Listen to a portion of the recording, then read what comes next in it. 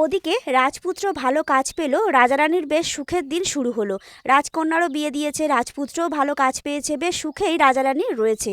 সেই ছোট থেকে রাজারানী অভাবের দিন কাটাতে থাকছিল। অভাব ঘুচে গেল, মা লক্ষ্মী যেন বিরাজ করতে লাগলো সব সময়। ভালো মাছ, ভালো খাবার কিছুই কোনোদিন তারা খেতে পায়নি, ভালো পড়তে পায়নি। তাদের সব হলো। রাজার বয়স হয়েছে, তাই সে বাইরে কাজ করাও বন্ধ করে দিল। ঘরের টুকটাক কাজ করতো, রানীও বাইরে কাজ করা ছেড়ে দিল। এভাবে কয়েক মাস বেশ সুখেই দিন কাটতে থাকে।